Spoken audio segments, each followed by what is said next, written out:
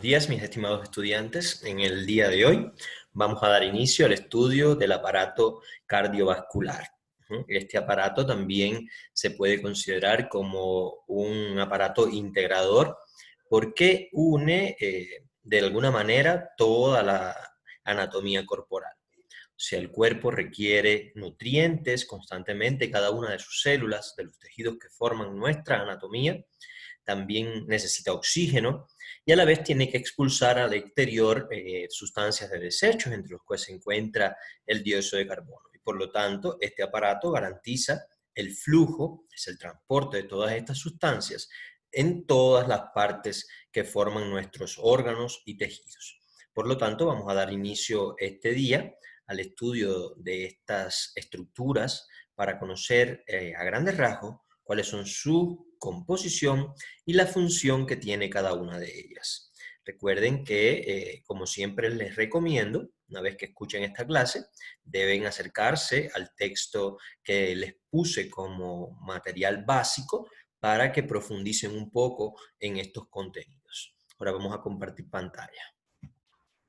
El aparato cardiovascular representa la unidad número 9 del programa de la asignatura Anatomofisiología, por lo que ya estamos pronto a terminar nuestra materia. Espero que cada una de estas clases hayan sido de su interés. Muy bien, damos entonces continuidad al estudio de este importante aparato del cuerpo.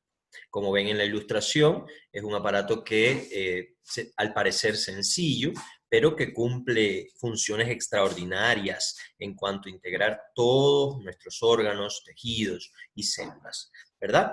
Entonces vamos a analizar que el aparato cardiovascular, en este caso, estaría conformado por 3 componentes básicos. Esto es lo que ustedes tienen que anotar en su cuaderno.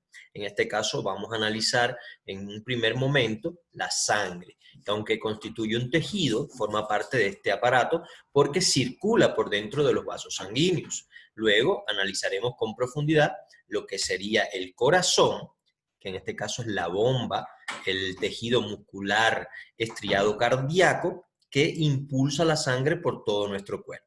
Y los vasos sanguíneos, cada uno con sus propias características. Dentro de los vasos sanguíneos vamos a estudiar lo que serían las arterias, las venas y los capilares, que pueden ser arteriales o venosos. Ahora pasamos a esta pregunta. ¿Por qué se considera el aparato circulatorio o cardiovascular como un sistema integrador? Esta pregunta de reflexión, quiero que ustedes reflexionen sobre ella y generen sus propias ideas. Sería un aparato integrador porque conecta diferentes estructuras y otros aparatos o sistemas de nuestro cuerpo. Por ejemplo, cuando uno realiza el proceso de inspiración, el aire pasa a los pulmones, ¿verdad? Lleno de oxígeno, cargado de oxígeno. Este oxígeno, ¿hacia dónde se dirige? Por supuesto, hacia la sangre.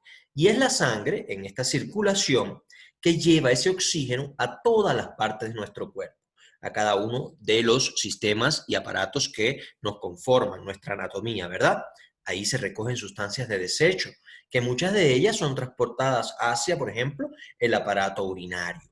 Y de hecho aquí ya estamos analizando que ha integrado 3 aparatos: aparato respiratorio, aparato cardiovascular y aparato urinario. Además de que ha llevado oxígeno y nutrientes al sistema muscular, al sistema esquelético, al sistema nervioso, a todos los otros órganos y sistemas y aparatos de nuestra anatomía. Por lo tanto, es un aparato integrador, ¿verdad? Esa es la primera reflexión que tenemos que dejar clara en esta preparación. ¿Qué tipo de tejido es la sangre? Vamos a pasar a analizar la sangre como uno de los componentes del aparato cardiovascular. Yo les pregunto, ¿qué tipo de tejido es la sangre? Bueno, la sangre es un tipo de tejido conjuntivo, ¿verdad? Recuerden que el tejido conjuntivo es el tejido más heterogéneo y diverso. En este caso vamos a ver que es un tejido conectivo conjuntivo con sustancia intercelular líquida. O sea, su medio donde se encuentran las células que forman el tejido es de naturaleza líquida. O sea, entonces se puede decir que su matriz extracelular se denomina plasma sanguíneo y sería el líquido intercelular, ¿verdad? Entonces, un tejido con una matriz extracelular líquida que se denomina plasma sanguíneo, ¿verdad? ¿Qué funciones desempeña la sangre en el organismo? En primer lugar, la sangre juega importante papel en la vida, en la homeostasis, en el equilibrio de nuestro cuerpo, ¿verdad? Entonces vamos a analizar su primera función. En este caso aparece como transporte. Una de sus principales funciones, por supuesto, es el transporte de oxígeno desde los pulmones hacia todos los tejidos que nos constituyen. También va a transportar el dióxido de carbono desde las células del cuerpo hacia los pulmones para que luego sea expulsado al exterior. También la sangre, por supuesto, transporta nutrientes. Recuerden que durante el proceso de la digestión se absorben nutrientes que pasan a la circulación sanguínea. Estos nutrientes son llevados a cada una de las células del cuerpo. Entonces también la sangre se puede decir que tiene una función transportadora porque transporta hormonas. Las hormonas, vamos a analizar en una unidad posterior, se liberan en las glándulas endocrinas, ¿cierto? Pero cuando se liberan en esa glándula, es la sangre quien lleva la hormona hacia los sitios donde la hormona va a realizar su función. Entonces también transporta hormonas. Transporta además el calor y producto de desechos para su eliminación. O sea, la sangre también es un mecanismo de control de temperatura y transporta esa temperatura alta que está hacia el interior de nuestro cuerpo hacia la periferia para que sea disipada mediante algunos mecanismos que luego podremos analizar. Y los productos de desecho, por supuesto, pasando por el aparato urinario, el riñón filtra esa sustancia de desecho y es expulsada al exterior. De la misma manera, la sangre llevaría algunas sales que se expulsan mediante el sudor. Entonces, esta función de transporte es una función básica, una función primordial en cuanto a la sangre. Tenemos una segunda función, en este caso hablamos de la regulación. La sangre permite regular, o sea, manteniendo la homeostasis de todos los líquidos corporales. Recuerden que la sangre tiene una matriz extracelular líquida, que sería el plasma sanguíneo, y en este proceso de llevar nutrientes y llevar oxígeno a cada uno de los tejidos de nuestro cuerpo, va a abandonar parte de ese plasma sanguíneo. Recuerden que en este caso se convertiría en líquido intersticial, o sea, el líquido que se va almacenando en los tejidos. Por lo tanto, también mantiene ese equilibrio de líquidos corporales. Ayuda a regular el pH por medio de la utilización de sustancias amortiguadoras como buffers. Por ejemplo, el bicarbonato es un buffer que permite regular la acidez de los líquidos corporales. También recuerden que cuando en nuestra sangre, en la circulación, se va almacenando, se va ampliando la concentración de dióxido de carbono, eso eleva la acidez de la sangre. Entonces es un mecanismo de regular el pH en este caso. Contribuye en el ajuste de la temperatura corporal. Y esto ya lo hemos visto. Muy claramente se ve en nuestra propia piel. La sangre, cuando circula por la piel, por la parte más externa, recuerden que la epidermis no es vascular, es un tejido avascular, pero en el tejido subcutáneo y la lámina propia sí encontramos vasos sanguíneos. Cuando la sangre circula por la periferia del cuerpo, va abandonando temperatura, por lo tanto permite regular la temperatura. En tiempo frío, ¿qué ocurre? Una vasodilatación. Perdón, en tiempo frío ocurre una vasoconstricción de los capilares y las venas y arterias que están circulando en la periferia para que la sangre se dirija hacia el centro del cuerpo y se mantenga la temperatura. Sin embargo, cuando la temperatura es alta, ¿qué ocurre en la piel? Bueno, ocurre una vasodilatación. Entonces la sangre circula más hacia la periferia y de esa forma va eliminando temperatura mediante también el proceso de transpiración que lleva la piel. Esta es una forma de regular temperatura. También controla, mantiene el equilibrio de la presión osmótica de la sangre, influye en el contenido de aguas de las células. Cuando la sangre tiene una presión alta, por supuesto, ¿qué ocurre? Se va almacenando más líquidos en los espacios intercelulares, por lo tanto va siendo mayor lo que es la concentración del líquido intersticial. Otra de las funciones que desempeña la sangre en el organismo, por supuesto, es una función importantísima para mantenernos sanos ante la cantidad de agresores, de antígenos que se encuentran en el exterior, o sea, parásitos, bacterias, hongos, virus. Es la protección. La sangre nos protege porque al coagularse, por ejemplo, previene que nosotros perdamos gran volumen de ella y, por supuesto, eso conduciría a la muerte. Entonces, la sangre tiene la propiedad, gracias a la presencia de las plaquetas, de la coagulación, de producir el tapón plaquetario y evitar una hemorragia. También en la sangre se encuentran los glóbulos blancos, recuerden los leucocitos, que nos previenen de infecciones. Y existen varios tipos de leucocitos, como ustedes pudieron ver en las diapositivas de la clase del sistema inmune, del sistema linfático y la inmunidad. Contienen proteínas como anticuerpos, interferones y factores del sistema de complementos que contribuyen a protegernos de esas infecciones. Por lo tanto, decimos que la sangre tiene una función de protección. La sangre transporta, por supuesto, una amplia variedad de sustancias, ayuda a regular diversos procesos vitales y confiere protección contra enfermedades. Esto sería un resumen de las funciones básicas que desempeña este tejido conjuntivo que forma parte del aparato cardiovascular, la sangre, ¿verdad? Algunas características físicas de la sangre podemos verla en esta diapositiva. En primer lugar, la sangre es más densa y viscosa que el agua. Es levemente pegajosa al tacto. Su temperatura es de 38 grados, alrededor de 1 grado Celsius, por encima de la temperatura oral o rectal.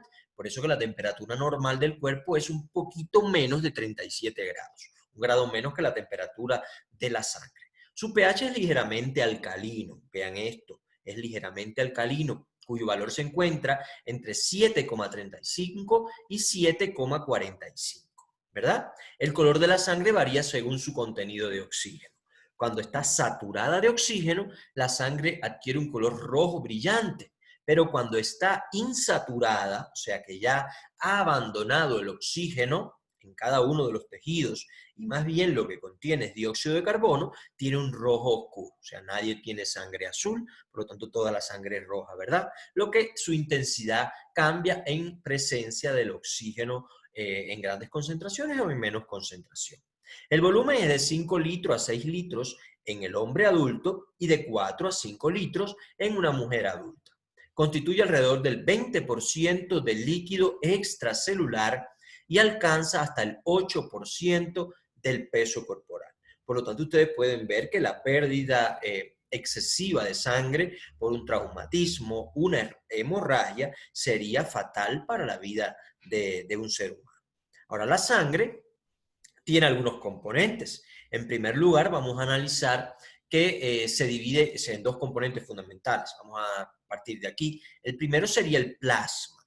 El plasma es la matriz extracelular, que en este caso es líquida, acuosa y que contiene sustancias disueltas. El plasma constituye alrededor del 55% del total de la sangre. Ahora, la otra parte de la sangre serían los elementos corpusculares, compuestos por células y fragmentos celulares. Vamos a ver por qué decimos células y fragmentos celulares, porque en este caso las plaquetas no son células, son fragmentos de células. Pero los glóbulos blancos y los glóbulos rojos que conforman esa sangre sí son células. Bien, entonces tenemos dos componentes. El plasma, un 55% de su composición, y los elementos corpusculares, un 45% de su composición. Aquí podemos ver una ilustración donde se ve un centrifugado del plasma y se puede ver, de la sangre, perdón, que el 55% sería el plasma y el 45% elementos corpusculares. Vamos a hacer un llamado de atención sobre esto porque no todos estos elementos corpusculares serían células, ¿verdad? Porque en el caso de las plaquetas no se pueden definir como células. Aquí vemos uno en la vida real. Recuerden que esto es un método que también se utiliza para una terapia que es muy común, que se utiliza por ahí en algunas instituciones, que es la inyección del plasma rico en plaquetas, muy positiva para la regeneración de tejido, fundamentalmente epidérmico, cartilaginoso, con fines estéticos, etc. El plasma es un líquido amarillento, constituido por un 91,5% de agua. El plasma está constituido fundamentalmente por agua y el resto, 8,5%, algunos solutos, la mayoría de los cuales son proteínas. O sea, el 7% de esos solutos, que sería el 7% del plasma, son proteínas llamadas proteínas plasmáticas. Ahora, los hepatocitos sintetizan la mayor parte de estas proteínas. Recuerden que el hígado, allá es donde se sintetiza la mayor parte de las proteínas plasmáticas que se encuentran en el plasma sanguíneo. Esas proteínas plasmáticas serían las siguientes: la albúmina, que ocupa el 54% de todas esas proteínas, las globulinas recuerden que están relacionadas con los anticuerpos, el 38%, y el fibrinógeno alrededor del 7%. El fibrinógeno se relaciona con lo que es la coagulación de la sangre. Todas estas proteínas plasmáticas están disueltas. Usted no las puede ver sólidas en el plasma sanguíneo.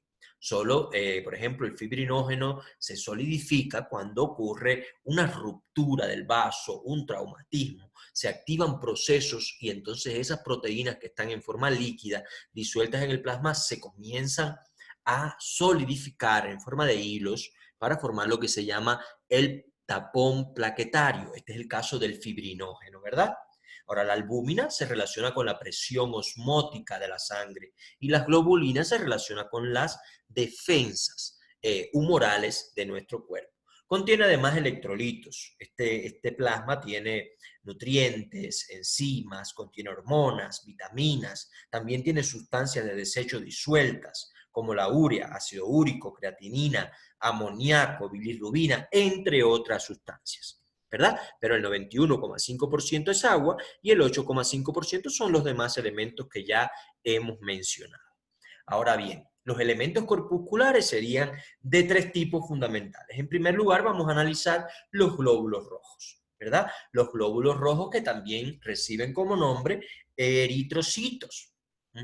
Tienen los glóbulos blancos, que también se llaman leucocitos, y estos se dividen en algunos tipos, como los granulocitos y agranulocitos, y que participan en la inmunidad. Recuerden que ya esto ustedes lo vieron cuando estudiaron la unidad anterior relacionada con el sistema linfático y la inmunidad.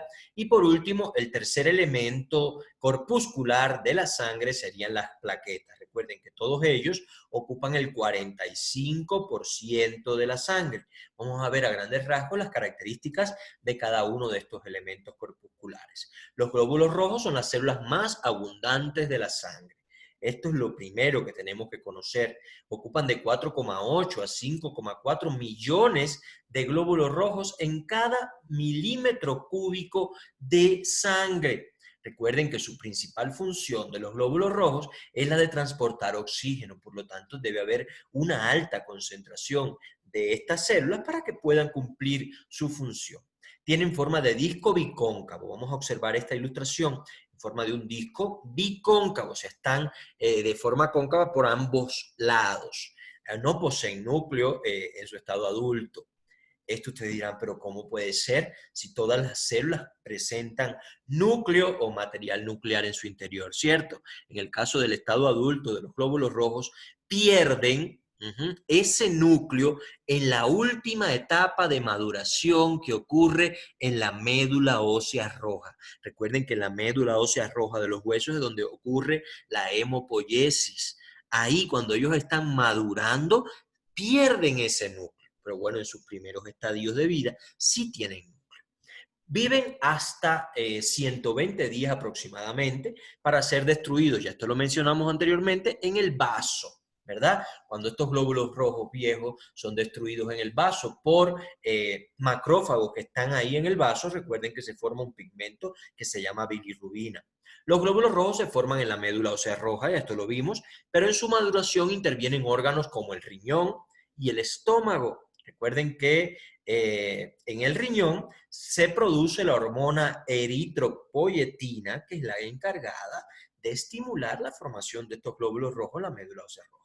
Y el otro con el llamado factor intrínseco que se encuentra en el estómago, que interviene junto con la vitamina B12 en una correcta formación y maduración de los glóbulos rojos. Para que ustedes vean la importancia también que tiene el riñón y el estómago en lo que es la producción de glóbulos rojos en la médula ósea roja, ¿verdad? Que se encuentra en el tejido esponjoso de los huesos, ¿cierto?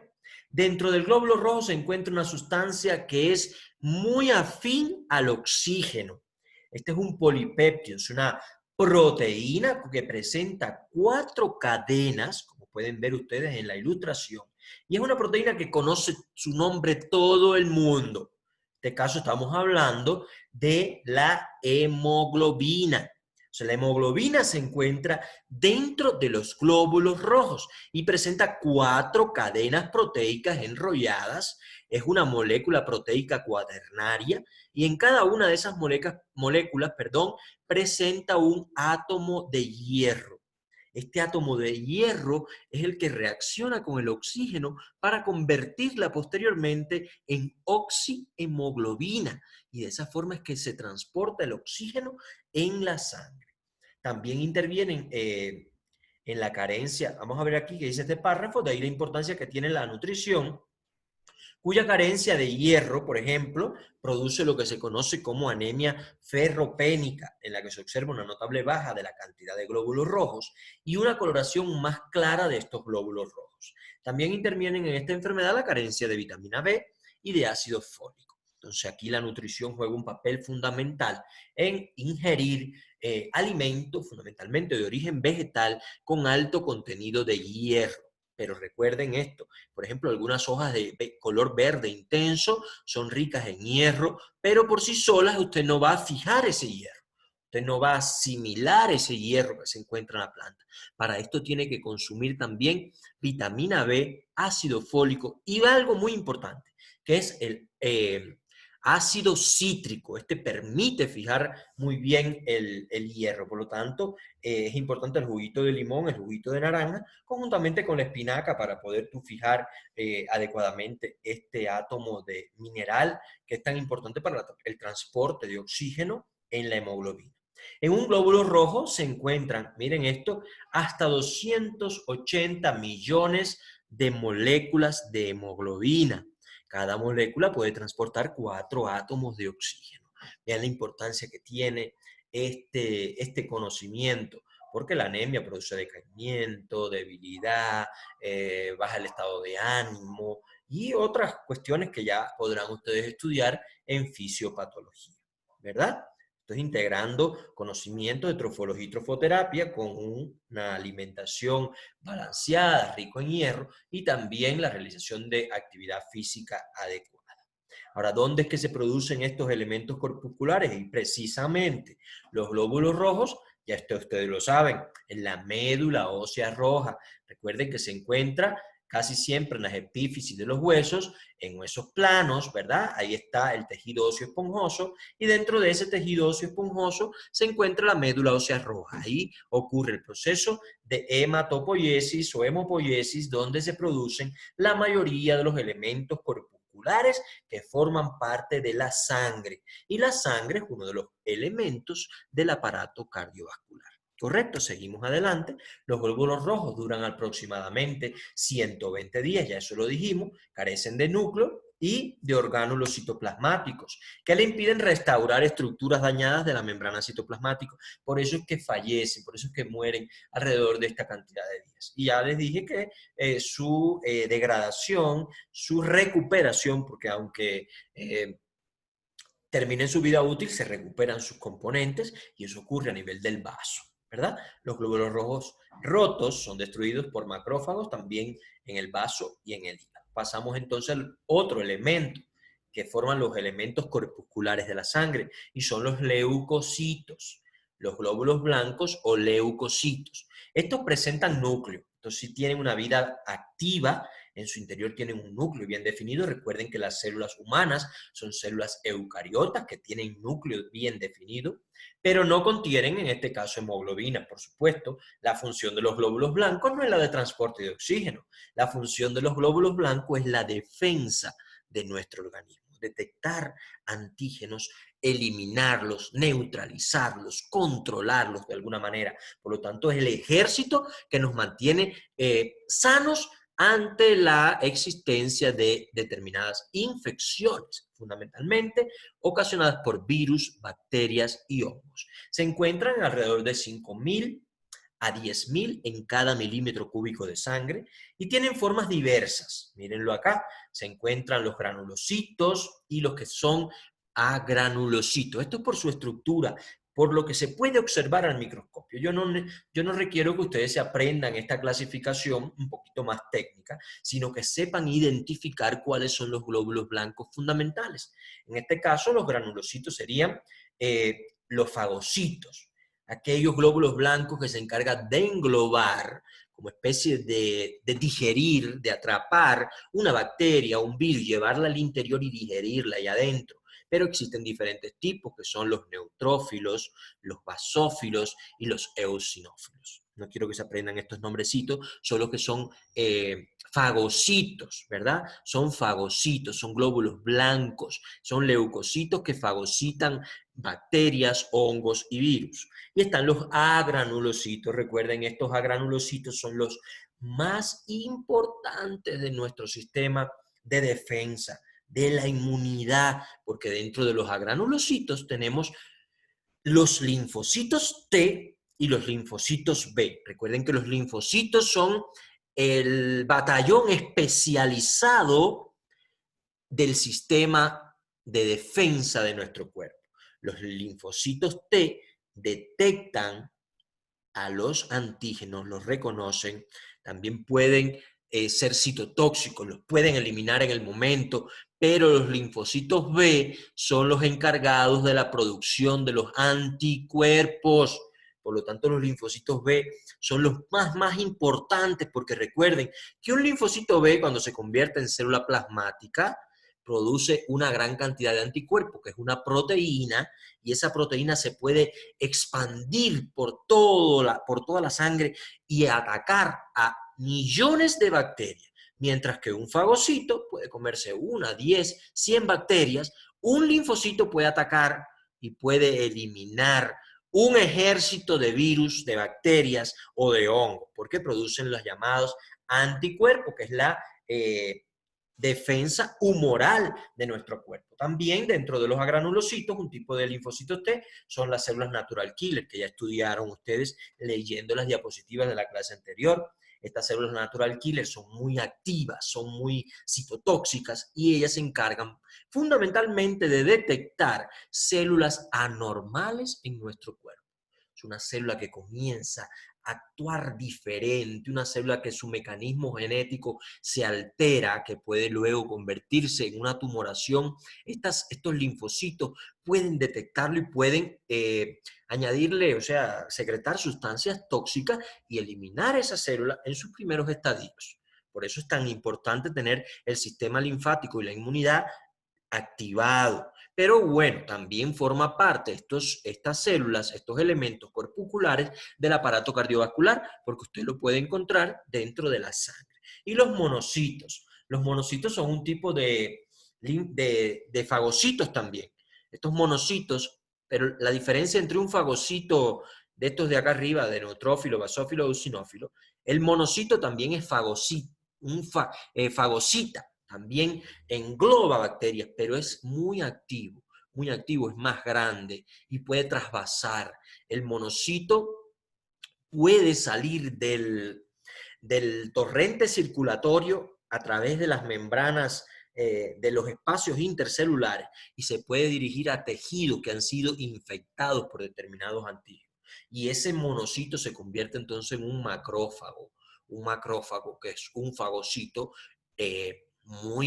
con mucha hambre, y puede eliminar gran cantidad de bacterias. También elimina células muertas, linfocitos u otros glóbulos blancos muertos que se producen en ese proceso de lucha entre glóbulos blancos y los agentes infecciosos. Entonces, ese monocito es como decir el sistema de defensa que limpia, elimina todos esos restos del combate, porque en ese combate mueren tanto bacterias como mueren glóbulos blancos, ¿verdad? Entonces, estas son los leucocitos, también son elementos corpusculares dentro de la sangre, y la sangre es un elemento del aparato cardiovascular.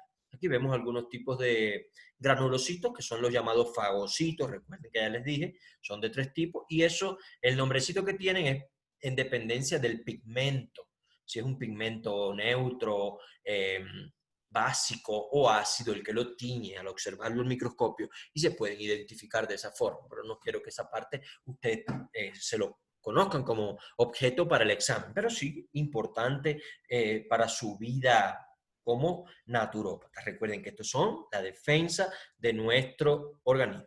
Los granulocitos, o sea, estos fagocitos, se producen en la médula ósea.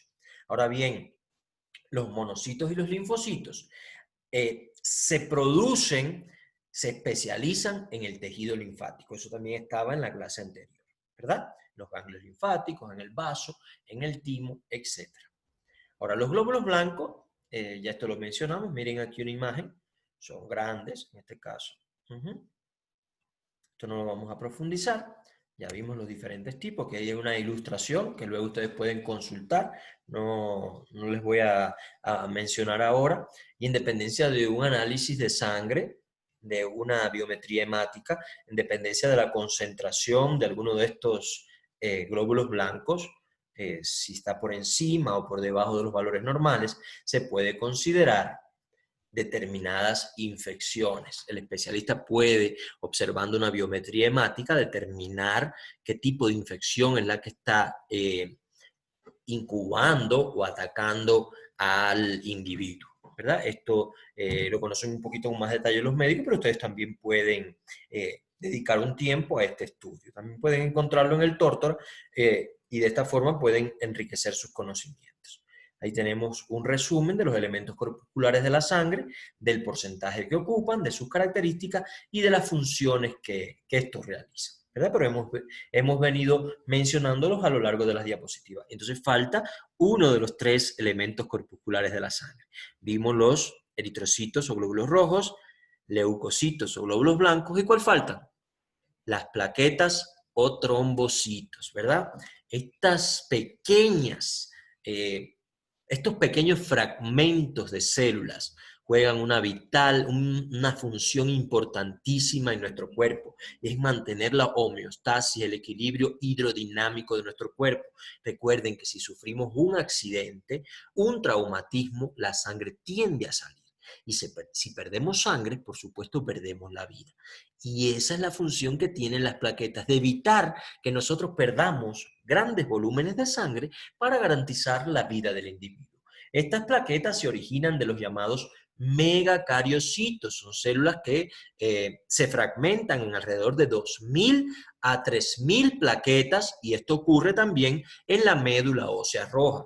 Su número en 1 milímetro cúbico de sangre es de alrededor de 150.000 a 400.000 plaquetas. Por lo tanto, el conteo plaquetario es muy importante si usted se va a realizar, por ejemplo, una intervención quirúrgica. Carecen también de núcleo. Recuerde que son fragmentos de una célula que le da origen. Viven de 5 a 9 días. Ellas se están reponiendo constantemente y por lo tanto la médula ósea roja está trabajando constantemente también. Las plaquetas tienen como función colaborar activamente en la formación del coágulo sanguíneo, que es la verdadera salvación del organismo frente a una herida. Aunque también si existe un proceso, un desequilibrio en este proceso de coagulación sanguínea, puede ocasionar alteraciones, por ejemplo, los trombos, los llamados trombos que se producen, y que estos pueden ocasionar una trombosis. Cuando un trombo obstruye un vaso sanguíneo, puede evitar, por ejemplo, en el caso del encéfalo, que al encéfalo llegue oxígeno y nutrientes y puede morir, o sea, una parte del tejido nervioso por una obstrucción de un coágulo pequeñito, por un proceso alterado de la fisiología del organismo. Por ejemplo, en un viaje largo, en avión de 12 horas o en el bus, se recomienda que usted se pare, que usted haga determinado movimiento, porque si se mantiene estático, la presión del asiento sobre las venas puede, y los otros vasos sanguíneos más internos, porque las arterias son internas y las venas son un poquito más superficiales, puede ocasionar la formación de determinados trombos. Cuando usted se levanta, ese trombo puede viajar en el torrente circulatorio y puede obstruir un vasito sanguíneo y evitar que llegue oxígeno a ese órgano, puede ser el corazón, puede ser una parte del cuerpo, puede ser el encéfalo, etcétera, y le puede ocasionar incluso la muerte. Aquí vemos una ilustración de los glóbulos rojos. Recuerden que son discos bicóncavos, lo ven aquí. Aquí tenemos, en este caso sería una plaqueta y los glóbulos blancos, ¿verdad? Las personas que no producen plaquetas debido a una enfermedad de la médula ósea, uso de medicamentos que impiden su producción o desarrollan alguna enfermedad en que el funcionamiento de las plaquetas es escaso, que corren el riesgo de hemorragias, ocasionando la muerte si no es realizada una transfusión plaquetaria en ese momento. Por lo tanto, hay que velar por que ellas funcionen adecuadamente. Durante una hemorragia, la coagulación es uno de los principales factores que tiene nuestro cuerpo para contrarrestarla. Vean aquí lo que yo les decía. En el plasma sanguíneo se encuentra el fibrinógeno, ¿verdad? Entonces, ese fibrinógeno es una proteína que está disuelta. Las plaquetas lo que se encargan es de activar una serie de reacciones químicas que transforman unas proteínas que se encuentran en ellas y que reaccionan también con esas proteínas plasmáticas para que se coagulen, lo ven aquí, formando especie de unos hilos. Esos hilos aglutinan glóbulos rojos, glóbulos blancos, las mismas plaquetas, y forman lo que se llama el tapón plaquetario, y de esa forma obstruyen una herida para evitar una hemorragia. Luego este mismo fibrinógeno se va contrayendo y hace que los bordes se unan para el proceso posterior que sería la cicatrización. Entonces las plaquetas tienen dentro de sí una sustancia llamada protrombina, la cual en el momento de una hemorragia y por factores humorales, vean cómo se activa por determinados componentes químicos de la sangre, se transforman en trombina. Esta trombina desencadena la transformación del fibrinógeno, recuerden que el fibrinógeno era una proteína que estaba en el plasma sanguíneo, en fibrina. O sea que el fibrinógeno se convierte en fibrina, lo que forma hilos muy finos que constituyen una red en el sitio sangrante. De esta forma detienen las mismas plaquetas y demás elementos figurados, formando así el coágulo, ¿verdad? Este proceso es vital para garantizar la vida del ser humano. La homeostasis de la sangre. El pH sanguíneo debe estar alrededor de 7,4, con oscilaciones entre 7,35 y 7,45, como ustedes pueden observar, ligeramente básico. La densidad del plasma, dada por su contenido especial de proteínas, se mide a través de la sedimentación globular en una hora, la cual también debe ser constante y se altera en presencia de enfermedades o del embarazo. La temperatura de la sangre debe mantenerse entre 36,4 y 37,3. Y la dosificación de glucosa debe mantenerse entre 70 a 110 miligramos por 100 mililitros de sangre para que se genere la actividad celular normal. Aquí vemos entonces, muchachos, otro de los dos componentes del aparato cardiovascular. En primer lugar, el corazón, que recuerden que se encuentra en el mediastino, que es una subcavidad de la cavidad torácica, y los vasos sanguíneos. Tenemos una circulación venosa y una circulación arterial, pero en este caso es un circuito, están conectados. Esta circulación está conectada, no así como lo era el sistema linfático, que los vasitos linfáticos tenían un punto ciego donde nace. Estos no, los vasos sanguíneos están interconectados en un circuito, ¿cierto? Entonces vamos a analizar ahora el corazón, un órgano relativamente pequeño, pero de vital importancia en la vida del ser humano. Recuerden que él no descansa. Ese corazoncito no duerme durante la formación del embrión el feto hasta nuestra muerte. Por lo tanto, mantener su salud es clave para garantizar la vida del ser humano. Es un órgano relativamente pequeño, aproximadamente del tamaño de un puño cerrado, de unos 12 centímetros de largo y 9 en su punto más ancho y 6 de espesor. ¿Dónde se encuentra? Como ustedes pueden ver acá, en la cavidad torácica y específicamente en el mediastino, entre los dos pulmones. ¿Lo recuerdan, cierto? En la mujer es más pequeño que en el hombre, o sea, en cuanto a peso, 250 gramos en la mujer y 300 gramos en el hombre. Y se encuentran, como ya les dije, en el mediastino. Esto del tamaño puede variar en dependencia de la complexión física del individuo y de la actividad del corazón, de su fisiología, ¿cierto? Ahora, el corazón está constituido también por diferentes capas. En el primer lugar, tenemos en la parte interna, hacia donde están las cavidades del corazón, que son 4.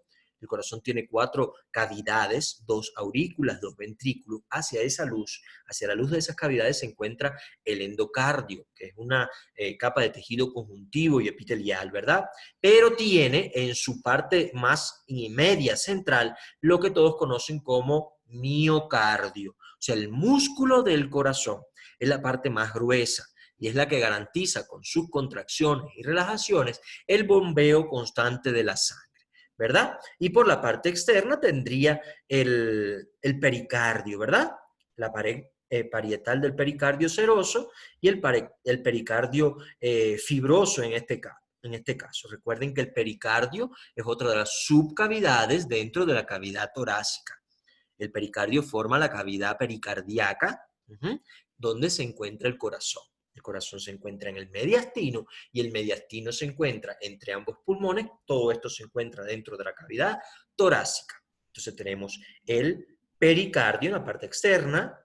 Aquí tenemos otra capita, epicardio, el miocardio y el endocardio. Entonces, ¿cuál es la más gruesa y la más activa fisiológicamente? El miocardio, o sea, el músculo cardíaco.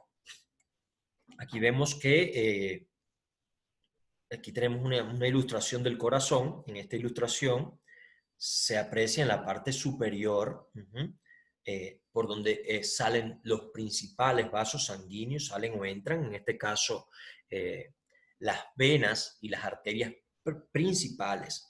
En este caso las venas cavas, superior e inferior, las venas pulmonares, miren, aquí está la vena cava superior, y en este caso la vena cava inferior, que entran por acá.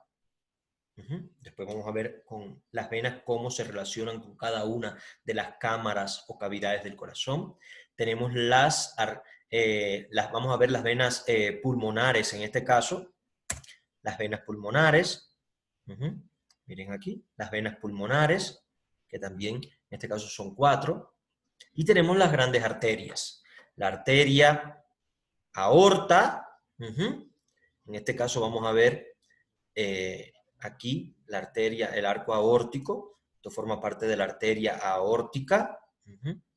Arteria aórtica, ¿verdad? Y las arterias pulmonares, izquierda y derecha. O sea, todos estos grandes vasos se relacionan con el corazón. También tiene venas que irrigan el miocardio y lo alimentan. De ahí, si no existe una buena circulación también hacia los músculos cardíacos, se pueden producir los llamados infartos de miocardio, ¿verdad? Muerte de tejido por falta de oxígeno fundamentalmente. Ahora, el corazón presenta 4 cavidades que están conectadas de arriba hacia abajo. Las cavidades superiores se llaman aurículas, ¿verdad? Miren, aurículas son las cavidades superiores y ventrículos son las cavidades inferiores y están unidos cada aurícula, por ejemplo, aurícula derecha con ventrículo derecho y aurícula izquierda con ventrículo izquierdo. Cada aurícula se conecta con su respectivo ventrículo y se separa de él mediante una válvula que solamente se abre de arriba hacia abajo. Quiere decir que la sangre siempre va desde la aurícula hacia el ventrículo, no puede haber retorno de sangre del ventrículo a la aurícula. Siempre va la sangre desde la aurícula hacia el ventrículo. Y para eso se presentan esas válvulas que solo abren de arriba hacia abajo. Por ejemplo, la que relaciona la aurícula derecha con el ventrículo derecho se llama tricúspide. En este caso tenemos la válvula tricúspide que relaciona la aurícula derecha con el ventrículo derecho. Y la izquierda se denominaría válvula mitral. En este caso aquí estamos viendo la válvula tricúspide. Tricúspide porque tiene tres valvas, especie de tres tapitas. Lo pueden observar aquí. Y recuerden que siempre abre de arriba hacia abajo. Nunca deja que la sangre ascienda, sino desde la aurícula hacia el ventrículo. Esta es la válvula tricúspide. Y el abrir y cerrar de esas válvulas es lo que se escucha cuando se pone el estetoscopio para realizar determinado examen físico. Entonces quedamos claros que la válvula tricúspide conecta la aurícula derecha con su ventrículo derecho. Y la válvula mitral conecta la aurícula izquierda con su ventrículo izquierdo. También tienen otras válvulas, por ejemplo, la válvula pulmonar, que está separando el tronco pulmonar del ventrículo derecho en este caso, y también la válvula acá, aórtica, que separa lo que sería el ventrículo izquierdo de la arteria aorta. Aquí también tenemos otras valvulitas importantes, pero recuerden que las que unen a la aurícula con su respectivo ventrículo, en el caso de la aurícula derecha con el ventrículo derecho, es la válvula tricúspide, y la que une la aurícula derecha, aurícula izquierda con el ventrículo izquierdo, es la válvula mitral.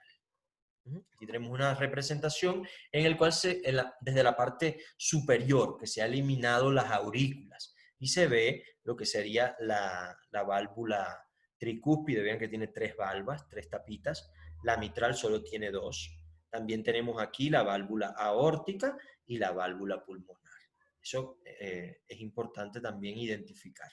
Y el abrir o cerrar de estas válvulas son las que se sienten los golpes cuando se usa el fonendoscopio para realizar el control de los focos del aparato cardiovascular. Ahora bien, las paredes de las aurículas son mucho más delgadas que la de los ventrículos. Esto tiene una relación estructura-función.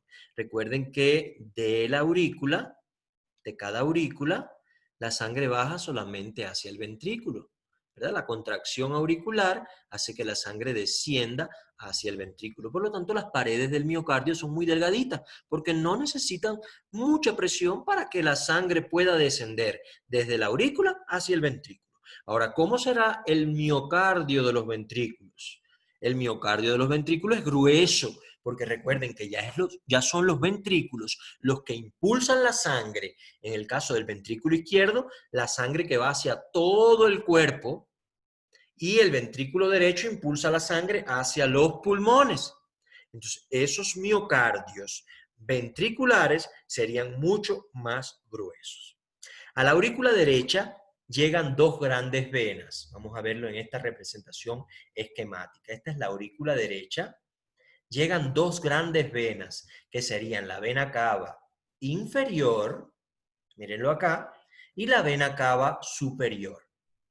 Estas venas traen sangre de todo el cuerpo cargada de dióxido de carbono, ¿cierto?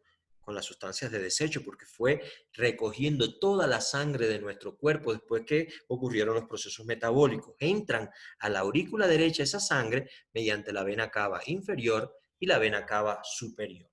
A la aurícula izquierda llegan cuatro venas procedentes ¿de dónde? De los pulmones, cuatro venas pulmonares. Entonces podemos decir, que a la aurícula izquierda llegan cuatro venas pulmonares y esa sangre que llega aquí es una sangre rica en oxígeno porque viene de los pulmones, ¿verdad? Entonces a la aurícula derecha llega sangre de todo el cuerpo con dióxido de carbono. A la aurícula izquierda llega sangre por las venas pulmonares rica en oxígeno. Ahora a la aurícula izquierda llegan 4 venas procedentes de los pulmones, como bien dice aquí. Del ventrículo derecho, véanlo aquí, ventrículo derecho, sale una gran arteria, que es la arteria pulmonar, que se bifurca. Esto más bien se llama tronco pulmonar, pero se bifurca en dos, arteria pulmonar derecha y arteria pulmonar izquierda. Y esa sangre va hacia los pulmones. Recuerden que por aquí, por la aurícula derecha, llegó por las venas, llegó a la aurícula derecha, por las venas cavas, llegó a la aurícula derecha sangre con dióxido de carbono, la aurícula bombea la sangre hacia el ventrículo derecho y el ventrículo derecho impulsa esa sangre con dióxido de carbono ¿hacia dónde? Hacia los pulmones, para que allí ocurra el intercambio de gases y el dióxido de carbono sea expulsado a la atmósfera. Ahora, por el otro lado, por la aurícula izquierda, entran las venas pulmonares, son venas que proceden de los pulmones, o sea, ya ahí ocurrió el intercambio de gases, y por esas venas llega sangre rica en oxígeno a la aurícula izquierda, de ahí desciende por la válvula, esta, recuerden, la válvula, ¿cuál válvula? Válvula mitral hacia el ventrículo izquierdo. Y el ventrículo izquierdo se contrae con esta sangre rica en oxígeno y la impulsa por la arteria aorta hacia todo nuestro cuerpo. O sea, una sangre rica en oxígeno. Quiere decir que este es el circuito a grandes rasgos de la circulación. Del ventrículo izquierdo emerge la arteria aorta. Entonces eso tienen ustedes que tenerlo claro. Del ventrículo izquierdo emerge la arteria aorta. Del ventrículo derecho emerge la arteria pulmonar. Esto tienen ustedes que poderlo identificar. A la salida tanto de la arteria pulmonar como de la aorta se encuentran unas válvulas que ya les mencioné. La válvula pulmonar hacia la arteria pulmonar y la válvula aórtica hacia la arteria aórtica, ¿verdad? Entonces el corazón, luego volvemos a lo que es el circuito, tiene un sistema propio neurovegetativo de control para que no deje de latir durante toda la vida. Mediante este sistema se relaciona con todo el organismo y su funcionamiento nervioso. Es el sistema nervioso neurovegetativo el que garantiza esa contracción constante del corazón. No obstante, tiene un mecanismo de control propio e independiente por el cual, aún desconectado, todo nervio sigue latiendo por su cuenta. Este sistema se llama sistema cardionector y está formado por los nodos sinusal y nodo aurículo ventricular, ¿verdad?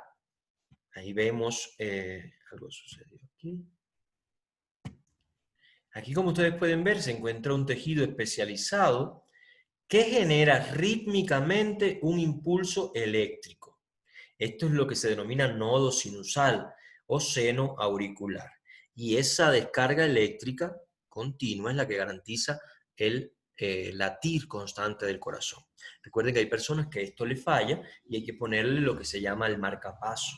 El marcapaso no es más que ese implemento que garantiza esa descarga eléctrica al corazón. Es extraordinaria la eficiencia del corazón, tiene que latir alrededor de 42 millones de veces en un año y bombear en ese lapso de tiempo, o sea, un año, alrededor de 2.600.000 litros de sangre. Vean tan pequeñito que es y la importancia que tiene.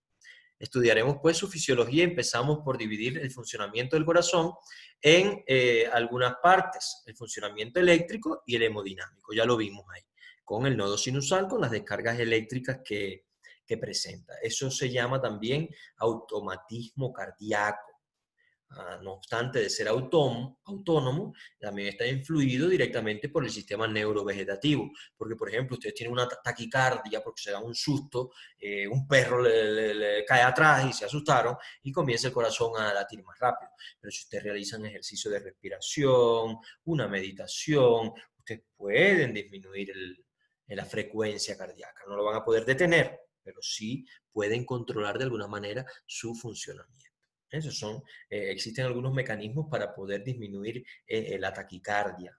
En estos casos ustedes luego van a profundizar. Existen reacciones especiales que pueden ser usadas por la medicina natural y que tienen que ver con los llamados reflejos vagales. En este caso, la compresión de los ojos, el masaje de los senos carotídeos, el enfriamiento del esófago con agua helada, son técnicas que pueden producir bradicardia, o sea, disminuir la frecuencia cardíaca y tratar, por tanto, las crisis de taquicardia, ¿cierto? Esos son métodos naturales que se pueden utilizar. Aquí volvemos a ver las arterias pulmonares, la única arteria que lleva sangre venosa, pobre en oxígeno. Recuerden que las arterias llevan sangre a todo el cuerpo. La arteria aorta se bifurca en una serie de vasos sanguíneos, una red de vasos sanguíneos, y lleva sangre rica en oxígeno. Solo la arteria pulmonar, ¿verdad?, es la que lleva sangre con dióxido de carbono porque la impulsa hacia los pulmones, donde va a ocurrir el intercambio de gases. Entonces se divide también la circulación en dos circuitos, que es la circulación menor o pulmonar, en este caso sería la circulación menor o pulmonar, aquí la vemos, está la circulación menor o pulmonar, y la circulación mayor o periférica, que va a todo el cuerpo. Vamos a verla aquí. Aquí se ve claramente cómo a partir de, miren acá, vamos a hacer una explicacióncita rápida de todo lo que es la circulación. Vamos a empezar por la circulación mayor, procedente de las venas cavas, inferior y superior. Recuerden que las venas cavas recogen sangre de todo el cuerpo. Viene la vena cava inferior y vena cava superior. Conduce la sangre hacia la aurícula derecha, ¿verdad? Aurícula derecha, por lo tanto es sangre rica en dióxido de carbono. De aquí la aurícula derecha, mediante la válvula tricúspide, bombea la sangre hacia el ventrículo derecho. El ventrículo derecho, con su gran miocardio, impulsa la sangre hacia la circulación menor, en este caso, hacia la arteria pulmonar. Por eso se dice que la arteria pulmonar es la única arteria del cuerpo que lleva sangre con dióxido de carbono, o sea, sangre venosa, hacia los pulmones, donde va a ocurrir el intercambio de gases. Aquí la sangre es recogida y llega a la aurícula izquierda por las 4 venas pulmonares. O sea, ya es una sangre que viene limpia, una sangre rica en oxígeno, viene a la aurícula izquierda, por esta válvula que se encuentra acá, llega hasta el ventrículo izquierdo. El ventrículo izquierdo es el que tiene el miocardio mucho más grueso, porque el ventrículo izquierdo, al realizar su compresión, su contracción, impulsa la sangre hacia los sitios más alejados de nuestra anatomía. O sea, el ventrículo izquierdo impulsa la sangre por la arteria aorta hacia todas las partes de nuestro cuerpo. Y de esa forma se cierra el ciclo. Entonces, esto sería circulación general o mayor, y esta sería la circulación menor o pulmonar. Entonces, es importante que identifiquen cada una de las cámaras con los vasos que entran o salen, y que se conectan con la circulación, ya sea general o mayor, o la circulación pulmonar o menor. Entonces, los vasos sanguíneos es otro de los componentes del aparato cardiovascular. No nos vamos a detener mucho en este contenido porque es un poquito más sencillo, pero ustedes siguen profundizando, recuerden, en el texto. Tenemos 3 tipos fundamentales de vasos, que no son los únicos. En este caso tenemos las llamadas venas, ¿verdad? Las venas son las que llevan la sangre de los tejidos hasta el corazón. Sus paredes son más delgadas que las arterias. Las arterias serían los vasos sanguíneos más gruesos, más flexibles. Recuerden, porque las arterias son las que reciben el bombeo directo de los ventrículos.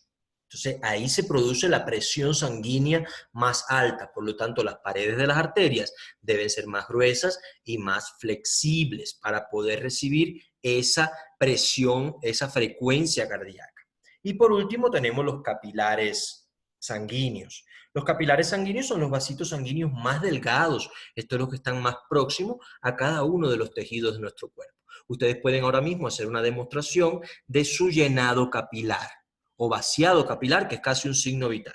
Ustedes presionan el pulpejo del dedo y observan que en menos de 1 segundo o 2 segundos vuelve a llenarse de sangre. Todo esto está llenito de vasos capilares sanguíneos. Ahí es donde está ocurriendo, ¿qué cosa? El intercambio de sustancias. Entonces los capilares sanguíneos son delgados, sus paredes son muy delgadas, formadas por una sola capa delgada, para que pueda ocurrir intercambio de sustancias, ya sea nutrientes en el tubo digestivo, en los tejidos que requieren nutrientes, oxígeno, dióxido de carbono en los pulmones, etc. Por lo tanto, ahí ustedes pueden ya establecer una relación de comparación entre venas, arterias y capilares. Las venas son más delgadas que las arterias, pero más gruesas que los capilares. Y establecen ahí sus criterios de comparación. En este caso lo podemos ver en esta ilustración. Miren acá, aquí vemos una arteria, como tiene la túnica interna en ambos casos, tiene una membrana basal, tiene una lámina elástica, pero vean aquí en la arteria cómo su túnica media de músculo liso es mucho más grueso. Recuerden que las arterias tienen esa propiedad de vasoconstricción y vasodilatación por la presencia de músculo liso que controla el sistema nervioso autónomo, puede comprimirse o puede relajarse. Las venas tienen ese músculo liso, pero más delgadito en este caso. Ahora, una característica también que es propia de las venas es que presentan válvulas en su interior. Recuerden que las venas es una sangre de retorno, por ejemplo, en las piernas. Recuerden las varices, esa molestia que aparece en muchas personas, está asociado con el funcionamiento venoso. Entonces es una sangre de retroceso, de retorno, por lo tanto tiene estas válvulas para impedir que la sangre descienda, parecido a los vasos linfáticos, recuerdan, pero que los vasos linfáticos tenían más válvulas que las venas. Y los capilares, muy delgaditos para permitir el intercambio de sustancias entre los tejidos y la sangre, ¿verdad?